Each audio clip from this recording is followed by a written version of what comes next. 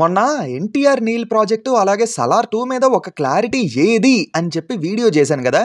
విషయం ఏంటంటే మన వీడియో పడ్డ టైంకే 'మైత్రి' వాళ్ళు కూడా వాళ్ళ పూజా సెరమనీ వీడియోను అప్‌లోడ్ చేశారు. సెరమనీకి 'హోంబలే ఫిల్మ్స్' వాళ్ళు రావడమే కాదు ట్విట్టర్‌లో బెస్ట్ విషెస్ కూడా చెప్పారు. వాళ్ళ మధ్య మంచి అండర్‌స్టాండింగే ఉంది. కాకపోతే ఆ విషయం తెలిసేలోపే మన వీడియో కూడా అప్‌లోడ్ అయిపోయింది.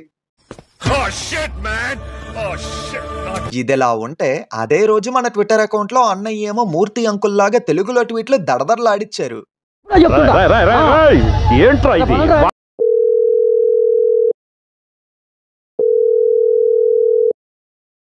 ఏంటి బ్రో మూర్తి అంకుల్లాగా మంచి వేడి మీద ఉన్నట్టున్నారు, తెలుగులో ట్వీట్లు దడదడలాడిస్తున్నారు. ఎప్పుడు ఇంగ్లీష్ అయితే ఎలా?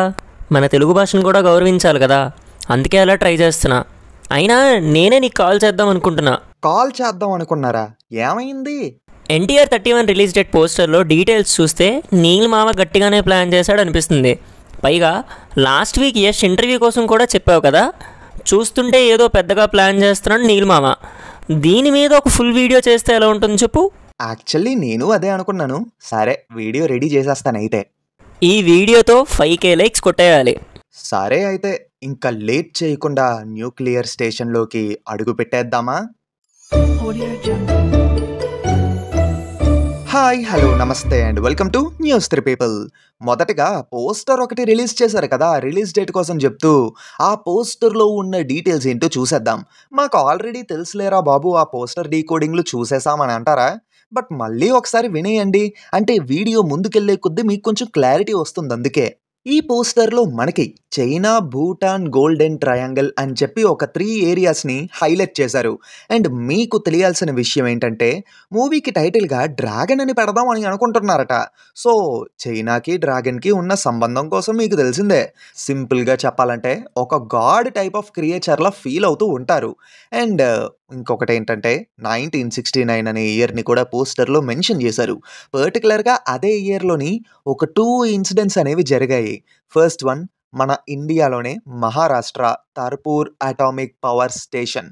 That was the India's first commercial nuclear power station.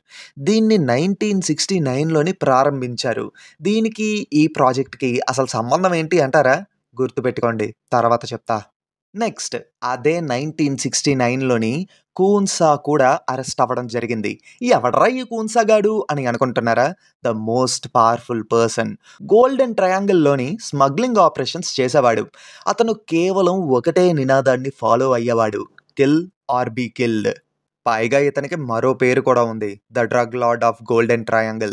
ఇందాక చెప్పిన ఏరియాస్ గురించి గుర్తున్నట్టుంది, గోల్డెన్ ట్రయాంగిల్. మేబీ ఆయన క్యారెక్టర్ని ఇన్స్పిరేషన్గా తీసుకుని ఏదైనా యాంటాగనిస్ట్ రోల్ని ప్రిపేర్ చేసే ఛాన్స్ ఉందేమో, జస్ట్ అనుకుంటున్నా అంతే.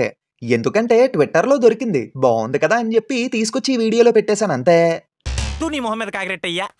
ఇప్పుడు the most important point, rocking star Yash గారు చెప్పిన మాటల కోసం చెప్తాను, వినేయండి. యాక్చువల్లీ అప్పుడు ఆయన అన్న ఆ మాటలు విన్న తర్వాత నేను సలార్ మూవీ గురించి చెప్తున్నారేమో అని అనుకున్నా. కాకపోతే అది కాదని చెప్పి సలార్ మూవీ చూసిన తర్వాత అర్థమయ్యింది. బట్ ఆయన అన్న ఆ మాటలు ఈ మూవీకి మాత్రం బాగా సింక్ అవుతుంది మామో. అసలు ఏం జరిగిందంటే మైనింగ్ కాన్సెప్ట్ మీదన ప్రశాంత్ నీల్ గారు ఒక బిగ్ క్యాన్వాస్ ఉన్నటువంటి ఓ స్టోరీ లైన్ని యష్ గారితో సరదాగా షేర్ చేసుకున్నారట. ఆ లైన్కి యష్ గారు బాగా ఇంప్రెస్ అవ్వడమే కాదు, ప్రశాంత్ నీల్ గారు చెప్పిన ఆ కథ ముందు KGF యూనివర్స్ చాలా చిన్నదని కూడా చెప్పారు. నాన్న ఎడిటరు కాస్త ప్రూఫ్ కింద ఆ వీడియోను కూడా ప్లే చేసేయమ్మా, బాగుంటది. I said, did you say the illegal mining and all of this? And I said, that's a fantastic point. Why are you putting everything into one? I think this itself can become one word. I said, really? I said, yeah, everything is so nice. Whatever you're talking, there are like so much in one this thing. And then he said, okay, let me think about it. And then, of course, he would have had his idea. But I got to know that whatever he has in his mind, I know it. I think we generally discuss. It's like on another level. Wow. So the KGF, what people are enjoying, this country is celebrating. That is the smallest part in the narration what he gave. Wow. Wow. Am I right? I think so. Yes.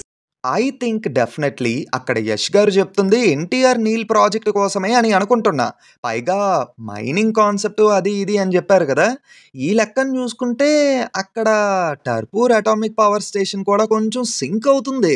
అంటే ఇప్పుడు కేజీఎఫ్‌లో real కేజీఎఫ్‌ని use చేసుకున్నట్టు ఇక్కడ atomic power స్టేషన్‌ని ఏమైనా use చేసుకుంటారేమో అని డౌట్‌గా ఉంది. And వస్తున్న reports ప్రకారం ఏంటంటే ఈ మూవీ షూటింగ్ పార్ట్ మొత్తం ఫారెన్ లొకేషన్స్‌లోనే ఉంటాదని చెప్పి కూడా న్యూస్ వచ్చింది. అండ్ మీకు మత్తిపోయే న్యూస్ ఇంకొకటి చెప్పనా?